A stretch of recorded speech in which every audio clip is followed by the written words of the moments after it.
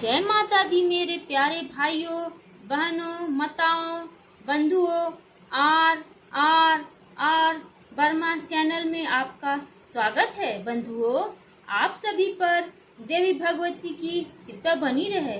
आज मैं स्मरण करवा रही हूँ महाभागवत देवी पुराण दूसरा अध्याय। बंधुओं, यदि आपने YouTube channel R R R Verma यदि अब तक सब्सक्राइब नहीं किया तो जरूर करें। कमेंट में जय माता दी अवश्य लिखें। बंधुओं, आप सभी जानते हैं कि महाभागवत देवी पुराण का बहुत अधिक महत्व है। इस अध्याय में महामुनि जैमिनी द्वारा श्री वेद व्यास जी से शिव नारद संवाद के रूप में वर्णित देवी के महात्म्य वाले महाभागवत को सुनाने की प्रार्थना करना है। सूत जी बोले, बहुत से पौराणिक आख्यानों का श्रवण कर लेने के बाद मुनिश्रेष्ठ जैमिनी ने भूमि पर दंड की भांति गिरकर व्यास जी को प्रणाम करके उनसे आदर पूर्वक पूछा। जैमिनी बोले, समस्त वेदताओं में श्रेष्ठ मुनिवर आपको नमस्कार है।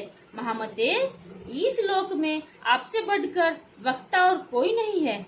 मुने, आपके मुखारविंद से पुण्यमयी कथा सुनकर मैं कृतार्थ हो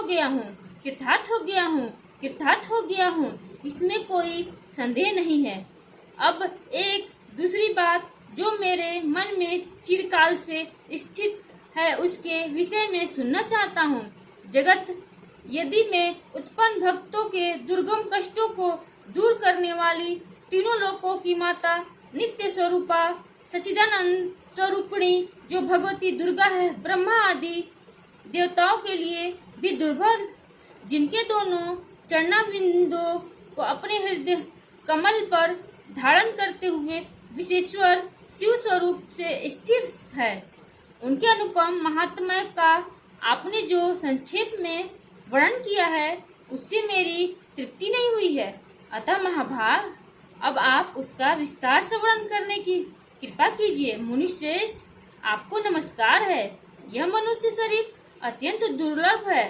अनेक सैकड़ों जन्मों के बाद इसे प्राप्त कर जिसने उस भगवती महात्म्य का श्रवण नहीं किया उसका जीवन व्यर्थ है। उनका वह वचन सुनकर सत्यवती पुत्र व्यास जी ने मुनिवर जैमिनी की प्रशंसा करके उनसे कहा। व्यास जी बोले, महामती जैमिनी, आप परम भक्ति तथा ज्ञान से युक्त है। वत्स, आपने इस समय बड़ी कल्याणप्रद बात पूछी है।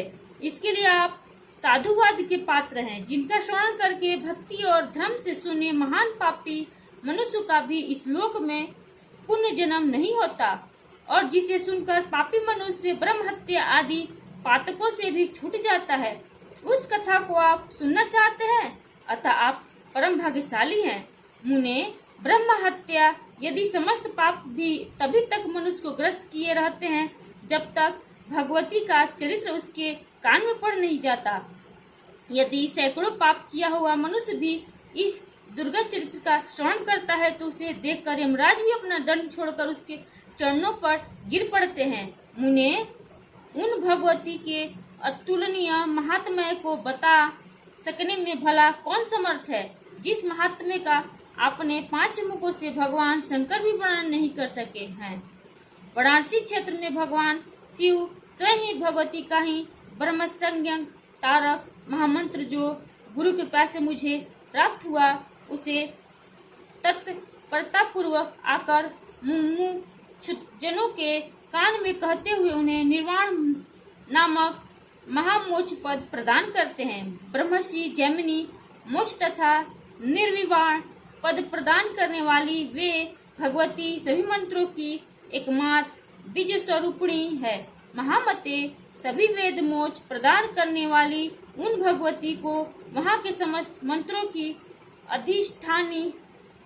अधिष्ठात्री देवता कहते हैं। संसक, मंसक आदि तथा और जो अन्य प्राणी इस पृथ्वी पर है उन्हें मोक्ष देने के लिए भगवान शिव वाराणसीपुरी में दुर्गा यह तारक मंत्र कान में स्वयं प्रदान करते हैं। मुनिश्रेष्ठ जैमिनी एक चित्र होकर आप उसे सुनिए। मैं शिव नारद स्वाद रूप महान पापों का नाश करने वाले अतुलनीय दुर्गा महात्म्य का विशेष विस्तार के साथ वर्णन करूंगा। एक समय की बात है, सभी देवतागण मंदर पर्वत पर एकत्र हुए थे। वहां पर गंधर्व सहित सभी ऋषिगण भी आए हुए थे। अनेक प्रकार के वृक्षों से व्याप्त सुगंधित और विकसित पुष्प को गंध से दिशाओं को सुशोभित करने वाले और सुमेरु शिखर के समान प्रतीत होने वाले उस रमणीक गिरिश्रेष्ठ मंदराचल के पृष्ठ पर बैठे हुए भगवान कृष्ण और भगवान शिव को देखकर महर्षि नारद मुनि ने हाथ जोड़कर विनम्रता पूर्वक भगवान शिव से पूछा। नारद जी बोले, भक्तों पर कृपा करने वाले तथा तीनों लोक में वंदनीय देवेश, ज्ञानियों में श्रेष्ठ और विशुद्ध आत्मा वाले आप ही ब्रह्मा नाम से जाने जाते हैं।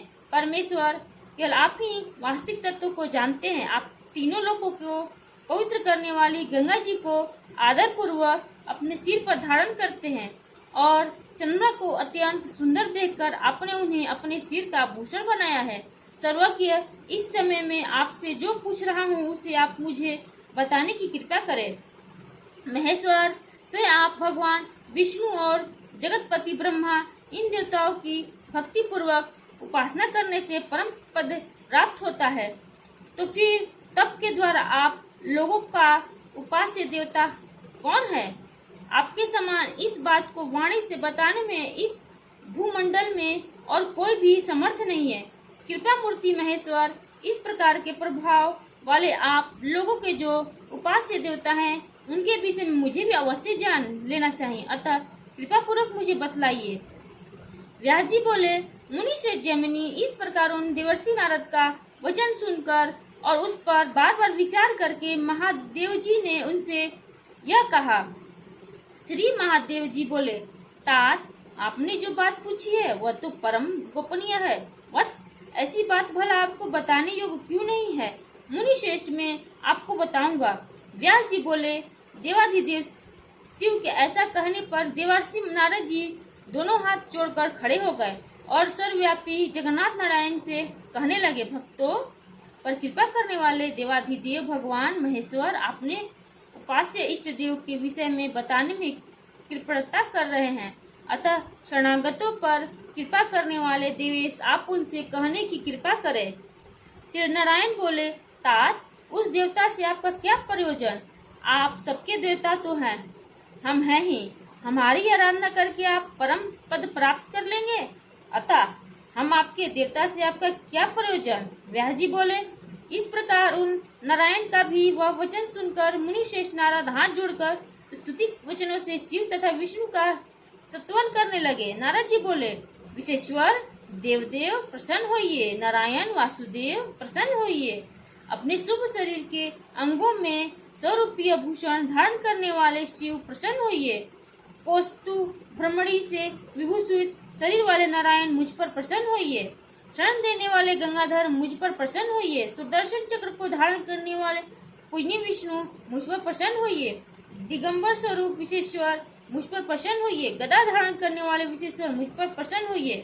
त्रिपुर का वध करने वाले शिव को नमस्कार है। असुर कंस का वध करने वाले कृष्ण रूप विष्णु को नमस्कार है। अंधकासुर का विनाश करने वाले शिव को नमस्कार है और तृणाव्रत का संहार करने वाले विष्णु को नमस्कार है। विष्णु को बार बार नमस्कार है। गरुड़ आसन पर विराजमान आप विष्णु को तथा नंदी पर आरूढ़ आप शिव को नमस्कार है। व्यास जी बोले, परम पूज्य उन देवर्षि नारद को इस प्रकार स्तुति करते हुए देखकर महादेव जी की और दृष्टि करके भगवान विष्णु ने कहा। विष्णु जी बोले, देव, ये ब्रह्मपुत्र देवर्षि नारद परम भक्ति ज्ञानी एवं विनम्र स्वभाव वाले हैं।